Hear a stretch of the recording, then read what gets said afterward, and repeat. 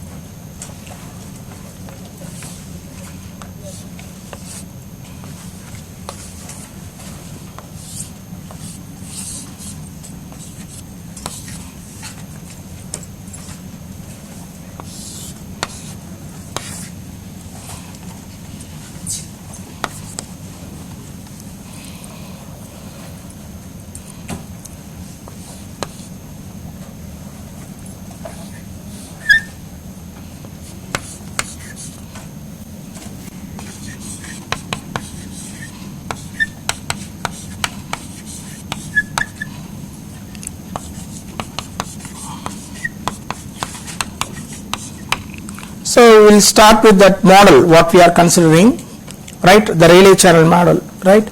So here we have a transmitter and then receiver, right, and the channel is modeled as flat. That's more important. Flat we already discussed in the previous class. The moment I say flat means the channel is described by just one impulse response, right, only one coefficient. Here that coefficient I am calling it as G, right. So what does it mean? If I have X from the transmitter, that is simply getting multiplied with G and added with noise, as simple as it. That is what we call it as flat, right. And every sample, so right, it gets multiplied with what? G and added with noise. But remember that this G is not the constant, right. X is what actually you transmit, right. So for example, today we are going to discuss about this particular X. It's actually optional, right, you can have your choice, but here I am going to use this as a way how we transmit the signal through the channel, that pulse, right. 0 followed by A, right, that indicate that bit 0, and then A followed by 0 is to indicate that it is 1, right. So this is to represent 0 and this is to represent 1. So you are transmitting this one through the channel. So 0 is having what? 0 followed by A, right, it occupies the time duration T. Initially there is no signal and after that you need to give A, and for 1 it is A followed by 0, right. So the time duration is fixed here, so this duration is fixed. So once in capital T, it can be either 0 or 1 being transmitted through the channel. So this is my X basically.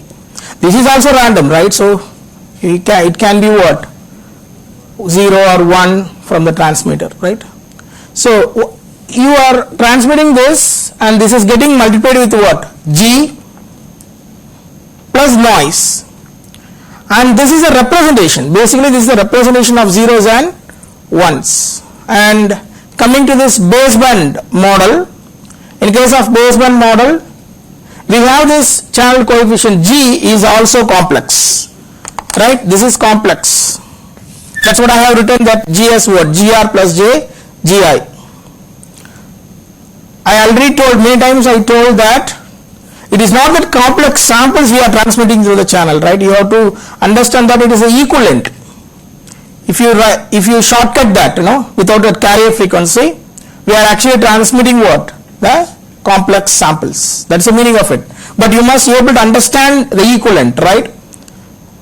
The complex samples being transmitted through the channel, right, that I can find out what is that equivalent band pass transmission.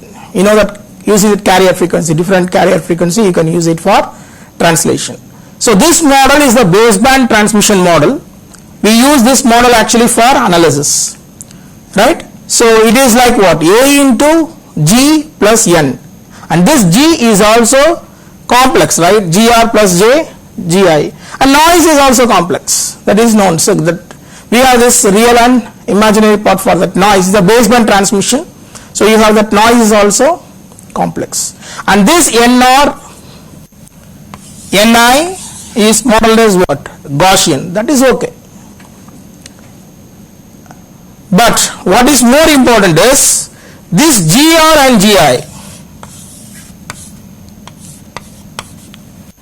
these are also modeled as Gaussian.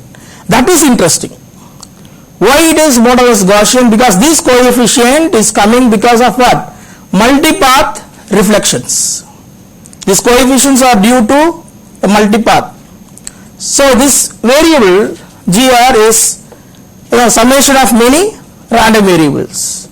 So as you have many reflections, right, we can model them as what? Gaussian. That is the reason. The real part is Gaussian, imaginary part is Gaussian. We know that the magnitude of the random variable G, that is square root of GR square plus GI squared, which we already derived, that is what? Rayleigh distributed. And that is the reason why this model is called Rayleigh channel model. Right? So now, as I told you earlier, you are going to transmit this 0 using this and 1 using this, right? You have for the duration capital T, 4 random variables, it is associated with. I call it as P, Q, and then R, S. This P and Q corresponds to the real and imaginary part for the first half of the time duration, that is capital T by 2. And in the second half, again you will get what? Real and imaginary part, and that I call it as R and S. So you have 4 random variables associated with that, and these random variables depends upon whether you are transmitting zeros or ones, takes the value. You know what it is, right? If it is 0, it takes this value. If it is 1, it takes this value. Value means what? This pulse getting multiplied with G and added with what? Noise. All together I am telling it is what? P. You understood what I am telling? For example, let me have a clear-cut expression: P naught, Q naught, R naught, S naught. So these are all the random variable what you get when 0 is transmitted. P naught is what? The real part, right, for the first time slot. See, for example, here for 0 transmission, this value is going to be what? 0. So 0 getting multiplied with G is what? Simply 0. You get only what? N. And I said you take this real part of it, so it is nothing but NR. That's it. And when you go for this Q naught, it is NI, same. But when you go for this R naught, the second half, here this value is what? A getting multiplied with what? G and added with what? Noise. So you get what? A into GI plus NI. And here this A into GR plus NR. I hope now you are getting what I am trying to say. This is the random variable, because you are N and what?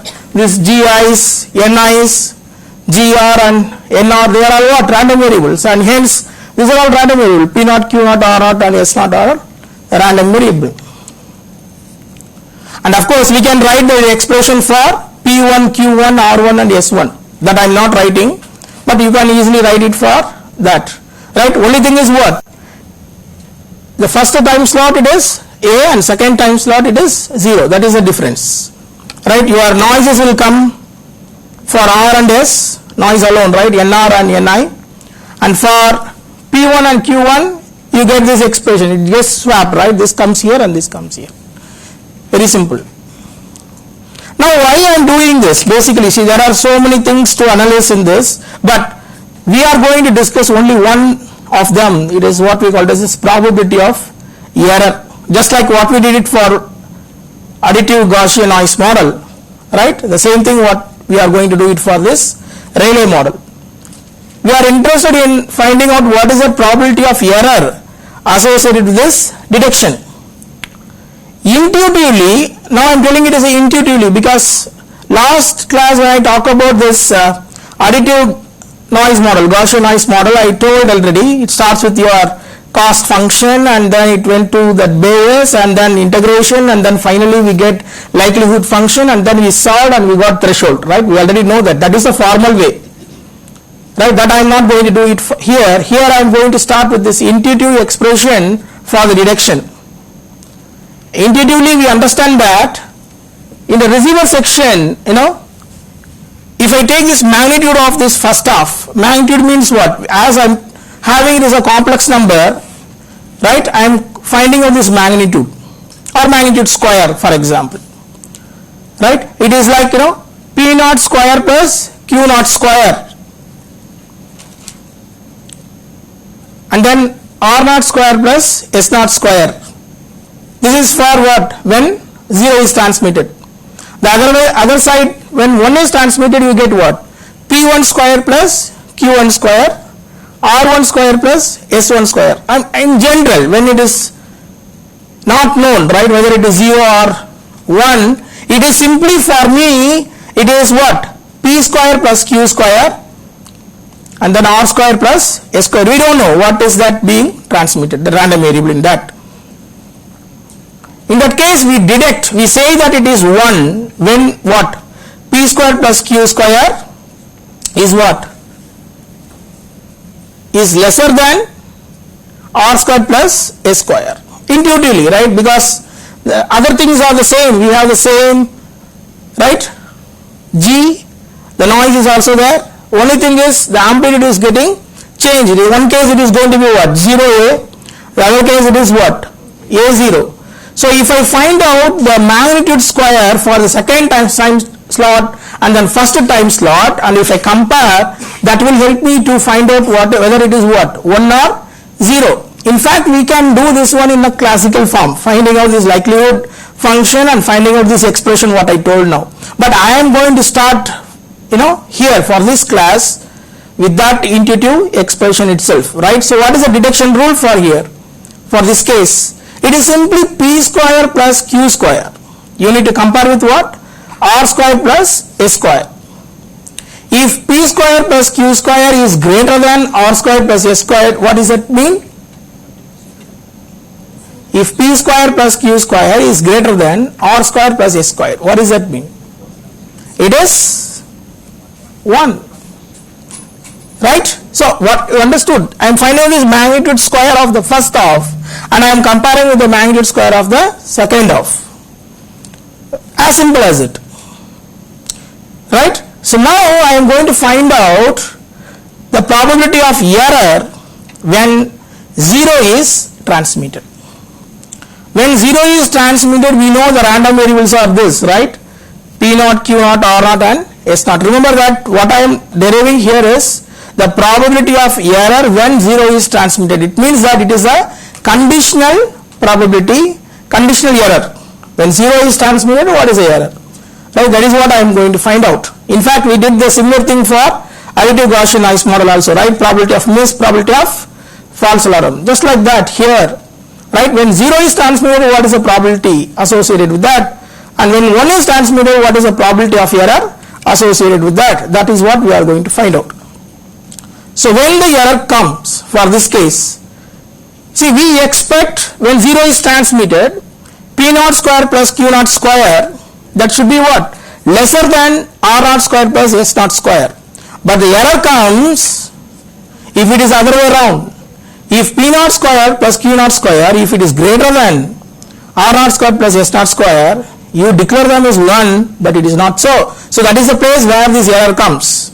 So straight away I am going to write, I am interested on this expression, P naught square plus Q naught square to be greater, right?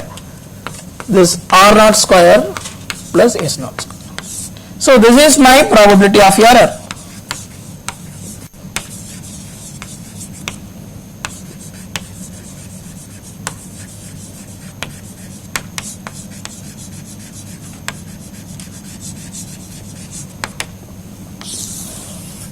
So this is the starting point. So now coming to this our course, right? This is what the introduction about this Rayleigh model, right? Now how to deal with this problem, right? So we have to look for this random variable P naught and Q naught. They are what? NR and NI, they are Gaussian distributed.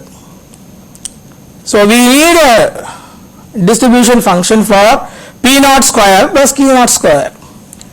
If I call this P naught square plus Q naught square as U, and this one if I call it as V, we are interested in finding out probability of U greater than V. This is what I want. For that, we need the density function for U and V. What is it about? You see that NR is Gaussian with mean 0, having some variance. I will come to that one a little later. And Q naught is also Gaussian with mean 0, having some variance, right? And then R naught is also Gaussian because GI is Gaussian, NI is also Gaussian, right? This gets multiplied with A and you have this NI, so R naught is also Gaussian, right? But what is that? What about its mean? Expectation of R naught. This is fine, right? This is known, right? So I can write one by one here. First, we'll start with this P naught is Gaussian, right? It is Gaussian, right? With mean 0 and variance I am putting it as blank. And Q naught is again Gaussian distributed with mean 0, again I am putting it as variance 0. And R naught is Gaussian normal distributed, that's what I am writing capital N. What about this mean? Mean is simply expectation of R naught. If I take this expectation of R naught here, right, on both sides, right, expectation of R naught is what? A into expectation of GI plus expectation of NI. Expectation of NI is what? 0. And we have something like expectation of GI, right? If this expectation of GI is also 0, we get this expectation of R naught is going to be what? 0. Right? This is, I am going to consider this as what? Mean 0 here, and S naught is also going to have this mean 0. And we need information about this variance. I am going to assume the variance of this G's, right? This one and this one, they are sigma square. The variance of the random variable Gi and Gr, they are going to be what? Sigma square. But the variance of the noise, we are going to discuss in detail in the second part of this course, what we call it as random process. But still, with the knowledge you already know, right? So we know that the spectral density, right? The area under the curve of the spectral density will give you what? The average power. You are aware of that, right? But we are going to formally discuss in detail that one in that coming classes. But now time being, I am just writing the expression. I am just giving this as the flat, which is NR by 2 here. This is the spectral density of the noise, and I am having this as a flat, indicating that it is white noise. White noise is going to have that spectral density flat. Now you treat this as a fact, but the second part of this course I am going to go in deep, right, about this random process. The formally we are going to start the random process, but as of now you understand that the spectral density is what? Flat for what? White noise. And what about this autocorrelation? For white noise it is impulse. I hope you know that. autocorrelation for the white noise is the impulse, and then specular density is flat, and I have chosen it as what? NR/2. And this noise, is taking a particular bandwidth, because in the receiver section, first job you get a signal for some band limited region, and then only you start what? Detecting it, right? So suppose that if I am using this bandwidth as W by 2, let us say that, right? The flat indicate that it's a white. Now this is the bandwidth of the noise, right, in the receiver section, because you are detecting it, you are going to detect it for only one particular range of bandwidth, right? In fact, the middle one is going to be FC, carrier frequency, FC. But in case of baseband transmission, this is simply what? 0. Strictly speaking, it is going to be what? Band pass transmission with FC as in the middle. FC plus W by 2, FC minus W by 2, that is going to be the actual bandwidth with carrier frequency FC as in the middle, and that's what we transmit through the channel. But here we are doing the analysis on what? The baseband transmission, and hence we already translated, right? We don't have carrier. In this case, the mid one is 0. We have this W by 2 minus W by 2, and the amplitude, what we have here is going to be what? NR by 2, that is assumption. There's some constant I want, I am keeping it as NR by 2, right? So now, what is that variance of this noise? The variance of the noise is what? Is basically the average power. What I am talking about is area under the curve of what? This spectral density over that bandwidth. So we need to find out this area. That will give you what? That variance. Is it not? I hope this is known, right? What is, okay, I just give some hint, right? Anyhow, we are going to discuss this one in random process, but I'm just giving you a little more clarity. This is autocorrelation, right? Is it? Rn of tau, what? Expectation of nt plus tau nt, where this nt plus tau and nt, they are all the random variables obtained from the random process. They are all the random variables obtained from the random process, tapped across the process at what? Time instant t plus tau and t, right? I repeat, I think I just give this point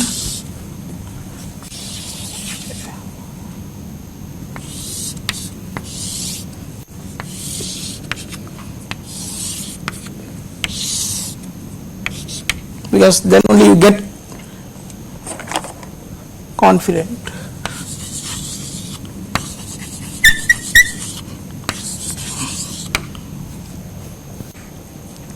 Basically, in case of random variable, what is random variable basically? Is the outcome of the experiment is mapped to what? The real line, some value, right? So that is what this random variable.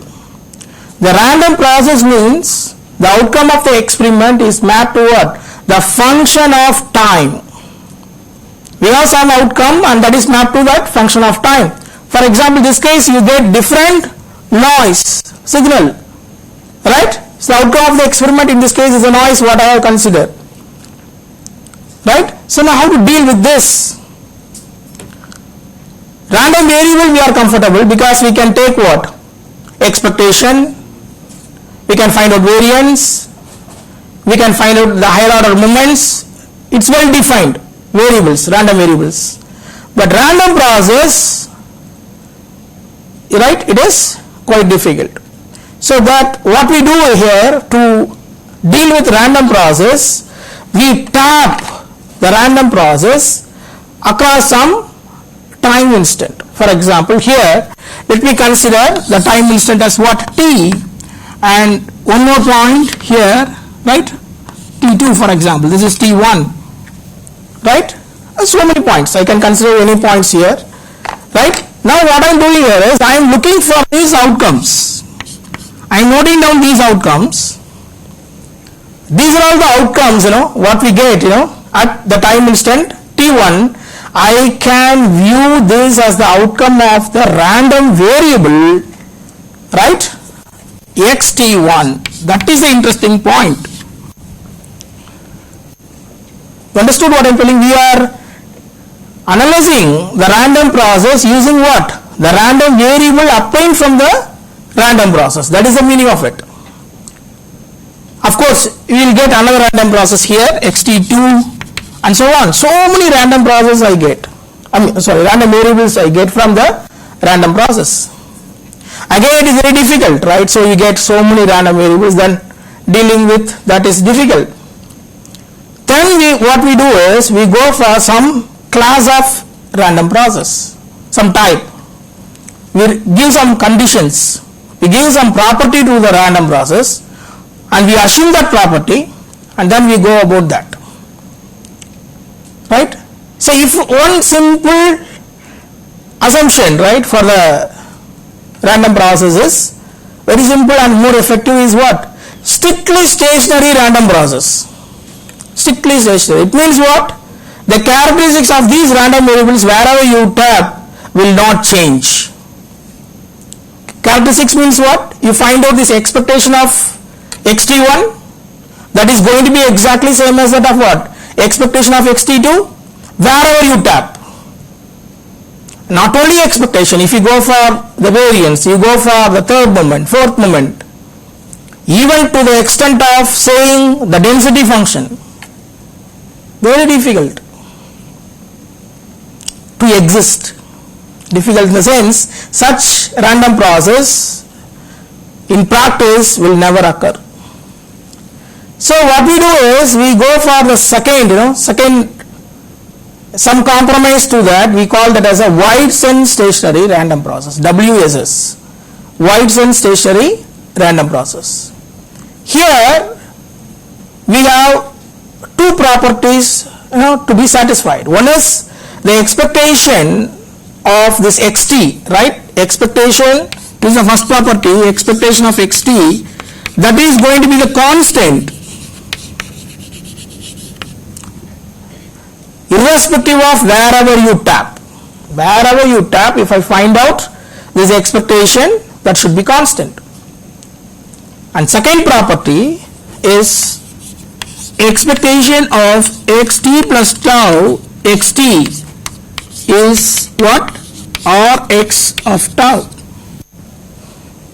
It means that if I find out the expectation of two random variables tapped at the time instant t and t plus tau, and if I find out this expectation over that, that is going to be the function of tau, difference in the time instant t and t plus tau. It doesn't depend on where you tap. It doesn't depend on where you tap. It depends only on the difference in the time instant t and t plus tau, right? So where you are tapping at t and then t plus tau, and some other point, right, t1 and then t1 plus tau, wherever you tap, right, if the difference in the time instant, if it is tau, then you get this as going to be that the same value. That is nothing but the autocorrelation Rx of tau, right, is obtained like this. If these two conditions are satisfied, we call that as wide sense stationary random process, WSS, right, wide sense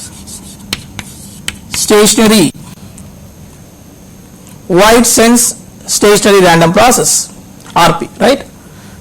Why I am telling this one is, most of the analysis what we do in signal processing, right, we assume that the data in telecommunication or speech or medical signal, audio signal, right, for some time duration, these characteristics will occur. With that fact only we are actually analyzing everything, right? So coming back to this original track, this is just I wanted to make you understand that Rn of tau is expectation of nt plus tau nt, indicating that I have already assumed that it is wide sense stationary, random process, and that is the reason I am writing this t plus tau and t. They are all what? N t plus tau is the random variable obtained from the random process, which is basically noise at the time instant t plus tau. Nt is the random variable obtained from the random process tapped across the process at the time instant t.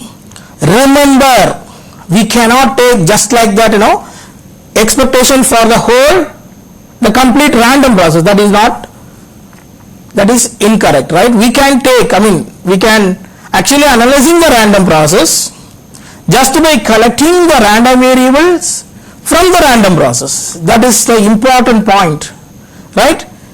We are not taking expectation of the random process. That is not correct, right? We are taking that is not defined. In fact, we are actually taking the expectation of the random variable obtained from the random process tapped across the random process at one particular time instant t. That way only you have to interpret.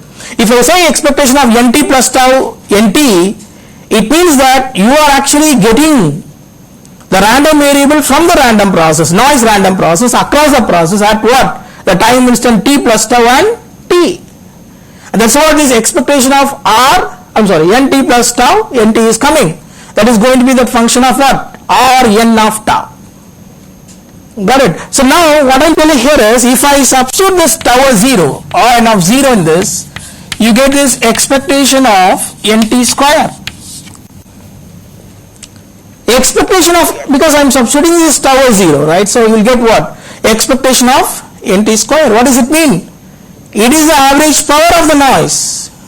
So if I want to know about this power, it is just Rx of tau will give you that, right? But you know the property of the spectral density. If I take the Fourier transformation of this is going to be our Sx of f, the spectral density. I put it as n here. This is the spectral density. You know, by Fourier transform, this is what? Minus infinity plus infinity Rx of tau e power minus j 2 pi f tau d tau. This is the Fourier transform. And then if I want to have the other way around, Rx of tau here, so that will give you what? Minus infinity to plus infinity here, and this is Sx of f e power plus j 2 pi ft df is going to be our inverse Fourier transform. Now what I am going to do here is, I am just wanted to replace this tau with 0 in this, and this is tau here, and this is becoming what? 1 in this, right? Rx of tau is what? Sx of f into e power plus j 2 pi f tau df. If I substitute tau equal to 0, what is that you get? Integral from minus infinity plus infinity Sx of f e power plus j, right, 2 pi f tau. I already substituted tau as 0, it becomes 1 df. What I am trying to say here is, the area under the curve of the spectral density is giving you Rx of tau, Rx of 0. What is Rx of 0? Rx of 0 is simply, I put it as n everyone, I'm sorry. So what is Rn of 0? It is average power. I am telling all those things because the area under the spectral density is giving you what? The average power, right? So that is the reason here in this case, your variance is going to be, right, you can note down this actually. So what is that variance? It is the area under the curve of the spectral density, right? This is what? W, and here it is n naught by 2. So it is what? N naught W by 2, and that is the variance of the noise. So I will write here as N naught W by 2, and here also it is what? N naught W by 2. Okay? Now tell me what is that variance for R naught and S naught.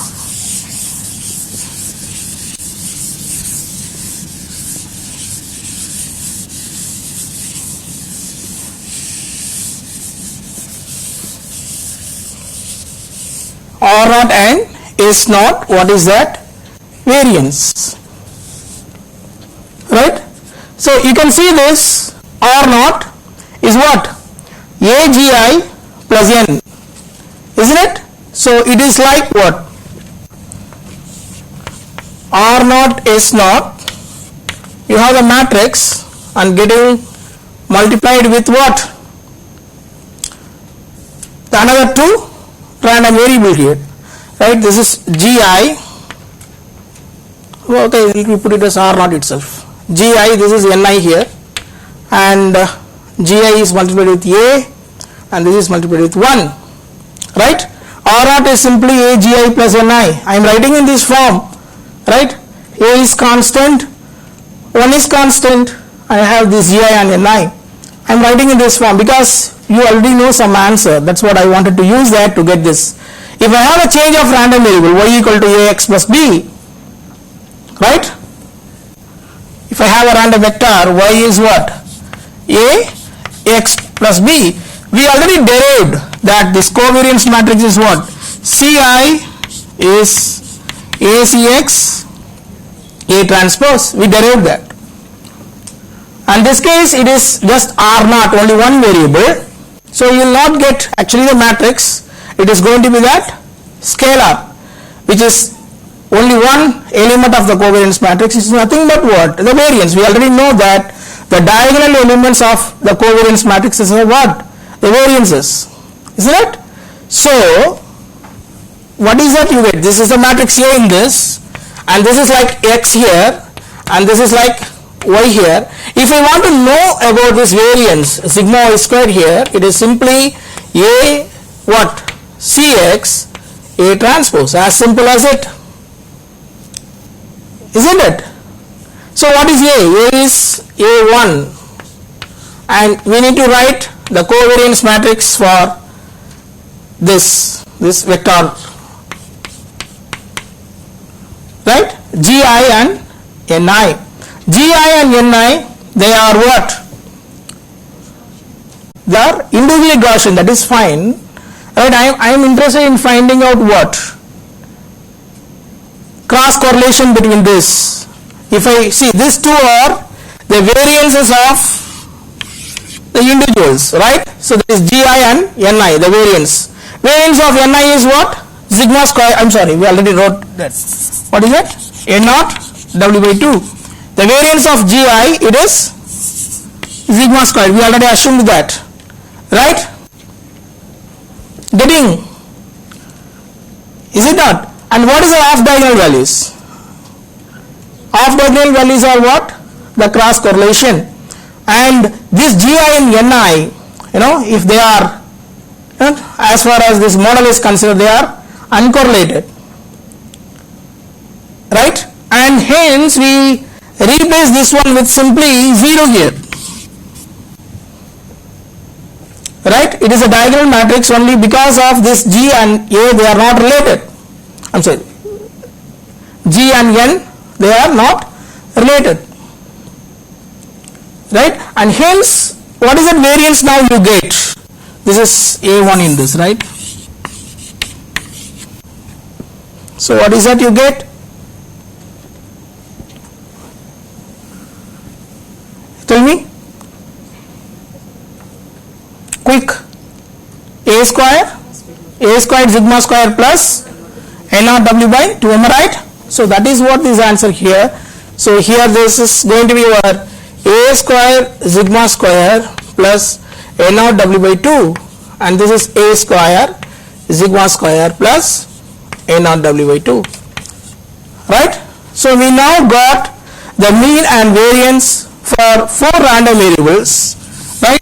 Now quickly we can find out this probability of U greater than V.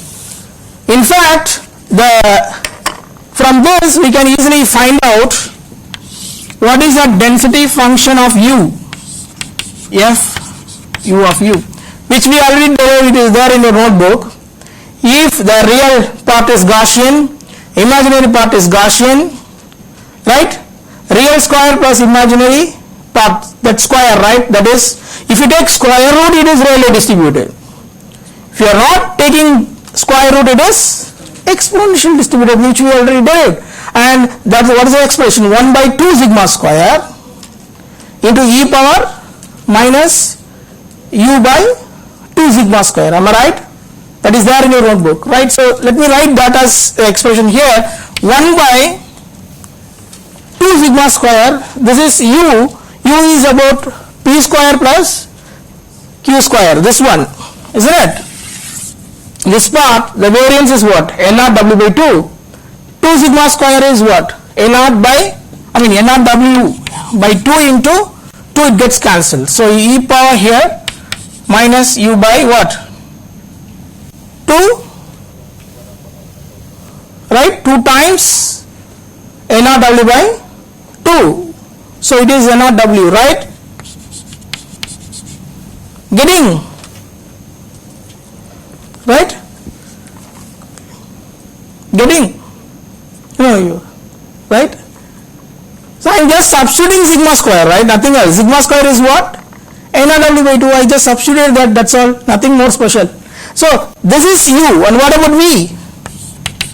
V is the same thing, right? So you have, only thing is what?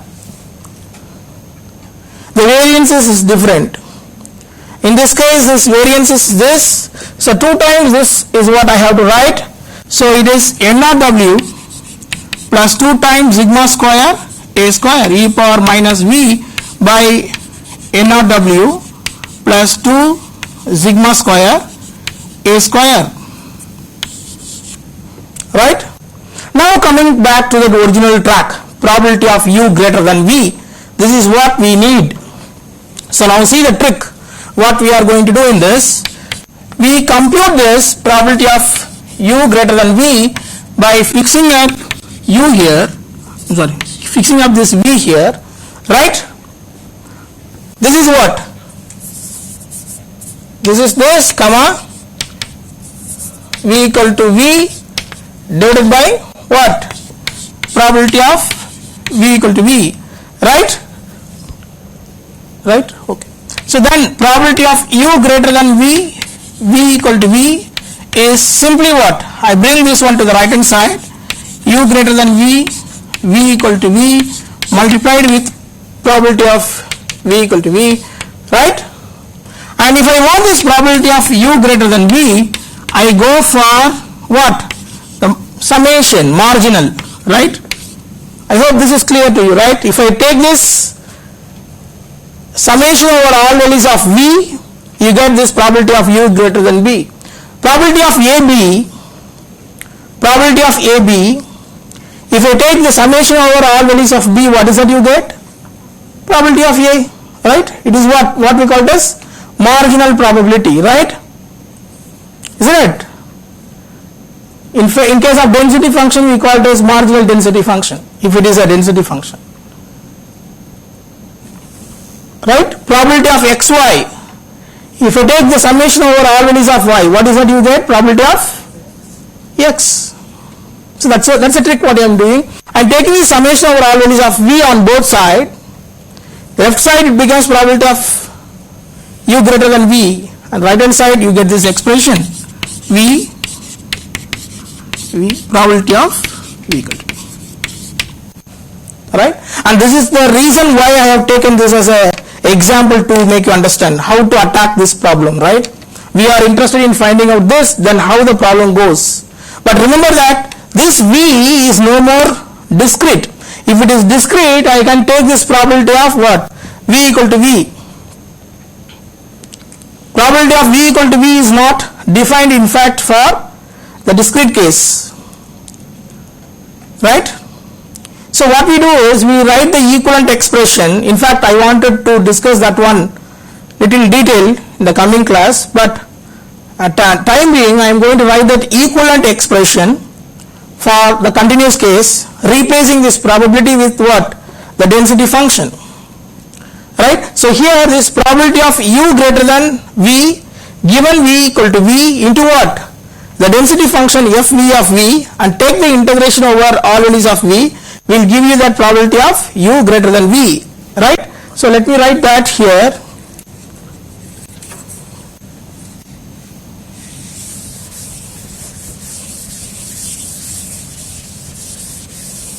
Right? So what we really need is this probability of u greater than v is integral v here, probability of u greater than v given v equal to v into fv of v into dv. This is what we need to find out finally,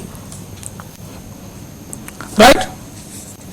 So we will first find out this probability of v greater than v, because we know the density function of u and v, we already found they are going to be what? Exponential distributed. So first we compute probability of u greater than v given v equal to v. This is basically what? Probability of u greater than v comma v equal to v divided by probability of v equal to v, as u and v are independent.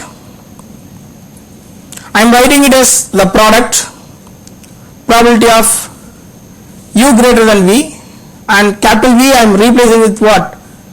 Lowercase v, right? So this is equal to probability of u greater than v. I have told the steps. What I am doing here is probability of u greater than v comma v equal to v whole divided by what? Probability of v equal to v, right?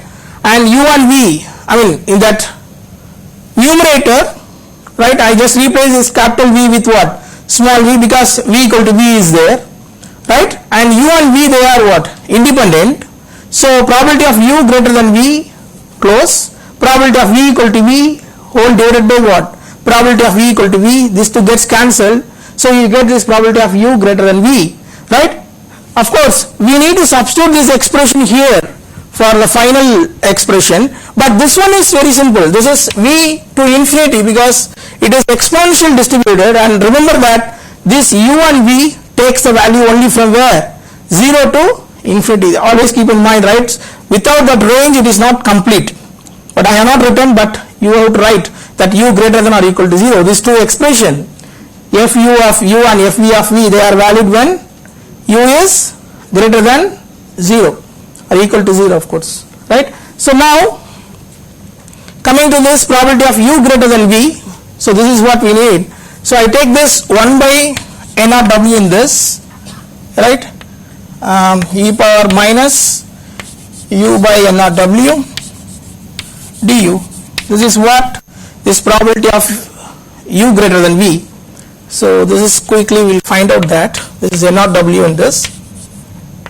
This is minus u by n of w whole divided by minus 1 by n of w, and take the range here. This gets cancelled with negative sign.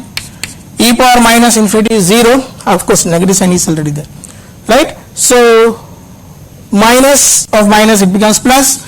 E power minus v by n of w. Is it right? Check. Isn't it? It gets cancelled, and this is what you get, right? So coming back to this expression there, integral v here, and I substitute this here, e power minus v by n of w, and we need to multiply this density function. This density function is, this is n of w plus 2 sigma square a square e power minus v by n of w plus 2 sigma square a square, right? We need to do that. We need to simplify that actually. We do that. How we do this?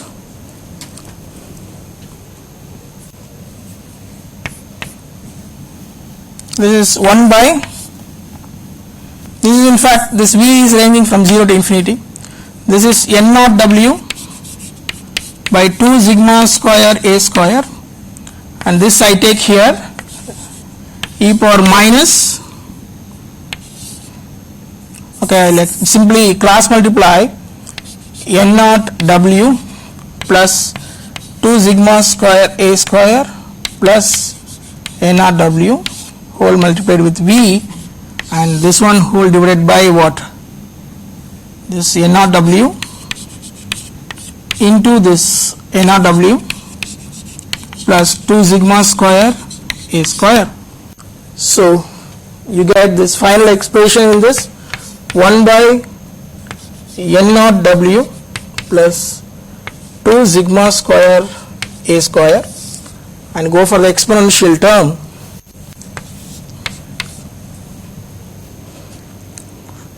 N0W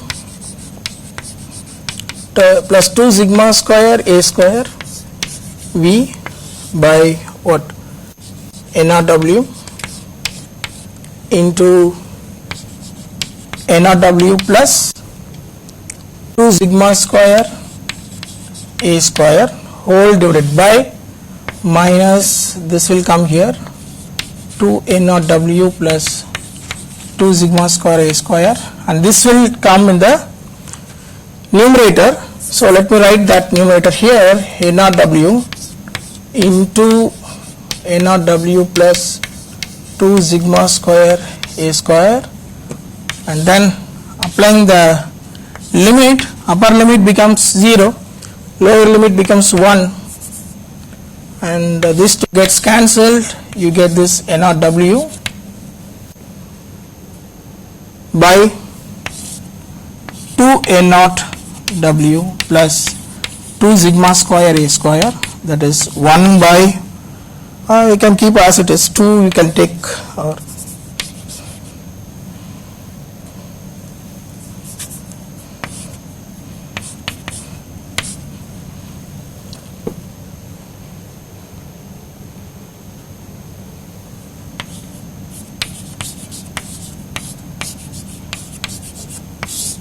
so this is a final expression. In fact, we can keep like this also, no problem.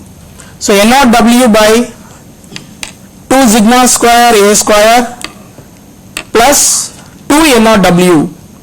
It is a probability of error of the Rayleigh, right, model what we have considered.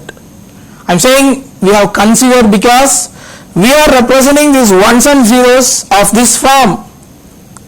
Right? Only for this case this derivation is right.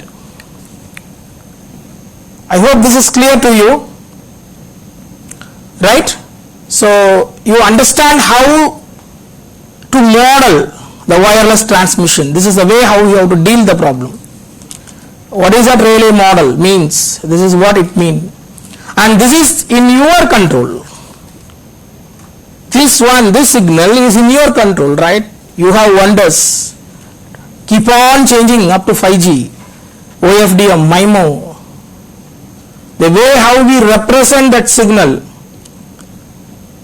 that is in your control. The model is that model. We use normally that flat model, right? We try to make it as a flat.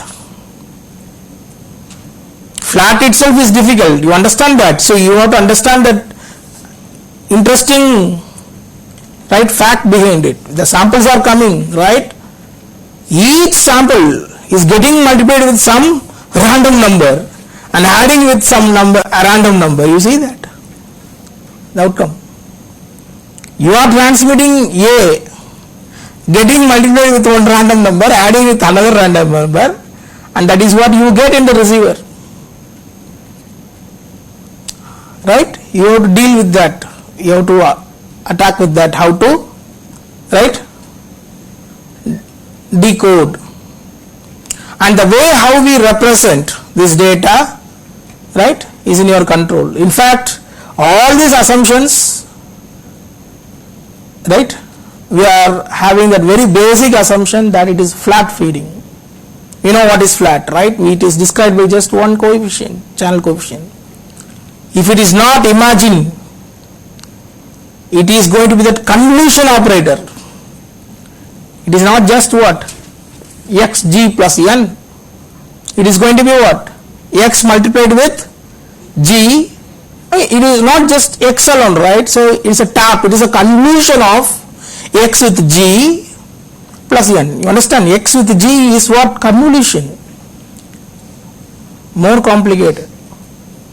and remember that depends upon that order, right? You get that much number of taps, that coefficient, and in every coefficient we have real and imaginary, and that real and imaginary are what? Gaussian distributed. You see, that much complex it is. It is not only simply multiplying with a random number, it also getting influence with the previous samples also. That is not flat, right? Dispersive channel. If it is not flat, dealing with that it is still difficult. And we are all trying actually to make it as flat. It is already there now, right? So when the moment you use that OFDM, right, we are actually making it as a flat. There are other ways also they are doing, but I am just saying that OFDM, right, is flat fading. Right? Flat fading is needed, otherwise still more complication comes, and of course we have to attack, we have to have the equivalent mathematical model, and you have to see how that can be solved. So my point here, what I want to convey here is, you see to the math behind it. That's the main point of this course, right? Objective of this course, right? You see to what? The corresponding mathematical things, right? Hardware is fine, you must know that, no doubt in it, but you must know the mathematics behind it, because then only you can create your own contribution.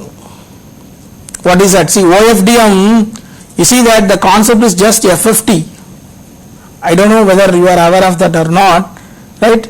So, but you see that, which we already know in signal processing, which was not used long time, right, is simple FFT that has a breakthrough in wireless, and it's keep on, MIMO is there, and then it's keep on changing the technology, right? All the things they see to the math part, right, and they suggest the new way of, right, the baseband representation, this one, how to represent this, right? So in case of QPSK, we have 4 symbols. In that case, the number what we represent is simply 1 plus I, 1 minus I, minus 1 plus I, minus 1 minus I. That is the way how we represent that sample value. It's a complex number, right? So the way how we represent, that is QPSK, and we have PSK, FSK, everything, right? That is the basic things, and we have MIMO, OFDM, all those things. Alright, so this one, as far as this course is concerned, you must know the way how it is computed for this Rayleigh model. Tomorrow we are going to discuss about the Richian model, and then some illustrations we will see. Right, we'll stop here. You have taken that attendance, no? You can stop. Okay.